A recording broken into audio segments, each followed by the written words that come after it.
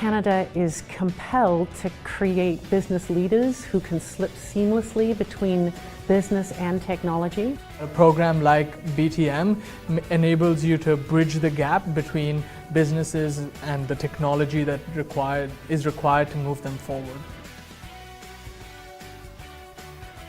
It's the compilation of courses. So you're taking economics, you're taking finance, you're taking marketing, you're taking software development, you're taking systems analysis. All of these courses are so important in so many roles in business. You're going into this world with information on how to script and also information on marketing and finance. The BTM program provided me with the foundational skills needed to be able to recognize where the gaps are in certain projects. We have placed students from the program not only in traditional industries like consulting, finance, accounting, the insurance industry, but also into healthcare, into agriculture. It does really branch out in all industries. Like there's IT in marketing, there's IT in even like military bases use IT systems, there's IT in you name it, there's IT there. It's really a very, very broad range of both positions and industries that we're placing our students in.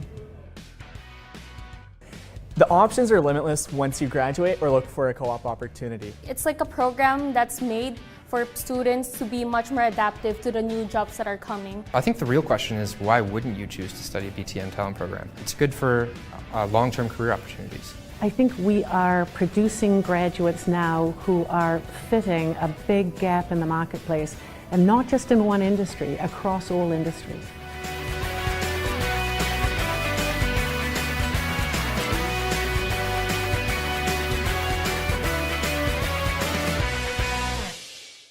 We have here, this is just a kind of a basic dental light that basically kind of hovers over every chair, and very important again to creating more high visibility, and the light is very, very bright, so when shined on the patient's mouth it can illuminate it to a very great factor that we can see things that we wouldn't normally be able to see without. When I graduated dental school, I actually didn't really know where my career path led. I didn't know if I wanted to specialize, I didn't know if I wanted to work in a hospital, I didn't know if I wanted to be in private practice. So my first job was actually joining the military. One thing nice about the military was you didn't really have to make any sort of commitments to what you wanted to do in dentistry, and I knew that I did not know where I wanted to be, I didn't know where I wanted to live, and I certainly didn't know if I wanted to just practice general dentistry or specialize. So my career path basically took me in the military where I could become a general dentist, do a little bit of traveling, and then certainly get a little bit of exposure to all the different facets of dentistry.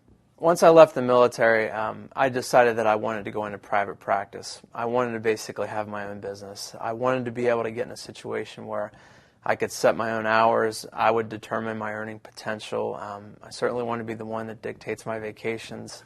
And so what I did was, when I separated, I purchased an existing dental practice.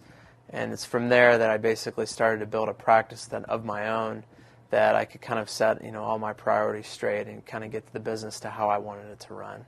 I went and pursued the military because I didn't know exactly where I wanted to practice, and I didn't even know what I wanted to do in dentistry.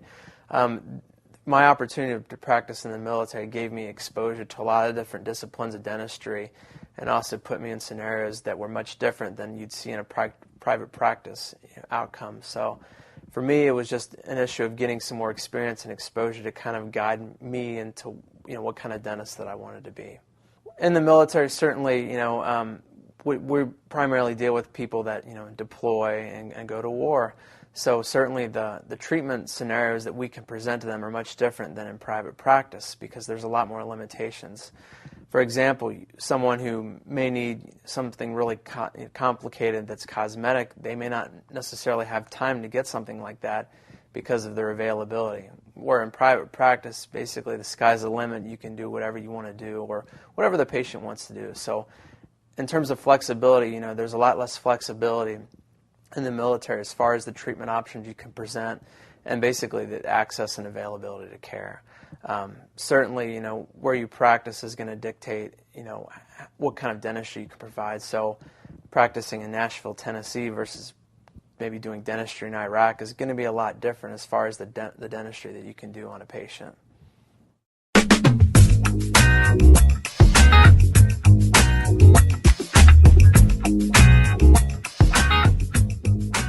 Limping into every payday with no coin gets pretty old after a while, but avoiding the weekly shrapnel hunt actually doesn't take that much effort.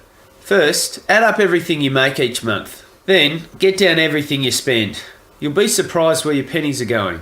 It's pretty straightforward for bills, but for random stuff it's basically impossible.